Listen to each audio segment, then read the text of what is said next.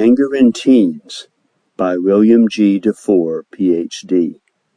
Narrated by William G. Defoore.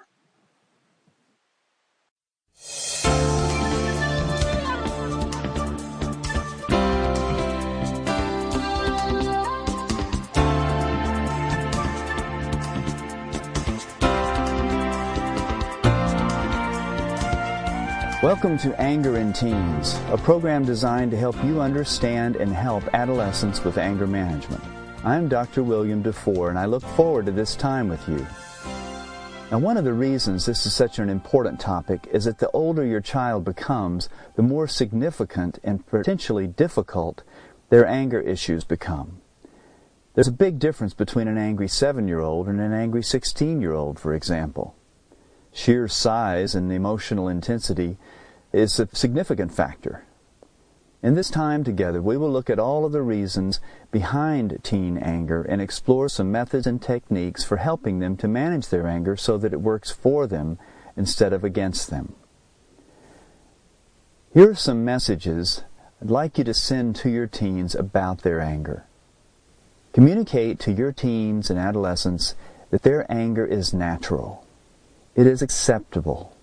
Anger is defined as a feeling you have towards something that threatens or opposes you. There's nothing wrong with anger. It's perfectly natural and healthy at its original base. So it is natural, it's acceptable, it certainly can be healthy. Of course, we know all about unhealthy anger. It's probably why you're listening to this CD. But anger is designed to be healthy. And also, anger fits with the natural developmental process, particularly during adolescence, for some reasons that we'll explore as we go along. It's also important that you communicate to your adolescent that you are not afraid of their anger. To the extent that they get the message that you are afraid of their anger, they have too much power. They won't know how to say no to that power, and because they're not ready to have it, they will use it inappropriately, to their detriment and to the detriment of others. The most important thing is what your teens do with their anger. It's healthy, it's natural, but what they do with it can be extremely unhealthy, as you well know. So let's look to find out a little more about how adolescent development and basic adolescent needs relate to the issues of anger. Why are teens so angry? I want you to consider that adolescents have very good reasons for their anger. We're going to explore some of those. It's your job to understand all of these reasons and to respond appropriately. Adolescents are not being honored as valid members of society. You may have noticed that there really doesn't seem to be a place for adolescents in society except in school.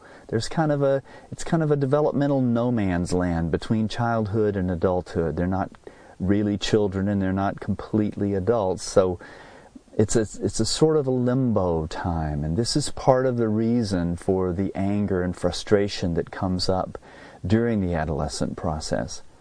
Anger is also a pushing away emotion. Fear and sorrow are kind of pulling in, and anger is a pushing away emotion, and adolescence is developmentally a pushing away time. So it's very natural for this emotion to be stronger during this time when teenagers and adolescents are naturally, developmentally pushing away from the parental authority and the rules around them, because it's an establishment, it's a period of time that is associated with an establishment of independence and personal authority. So adolescence is a time of transition.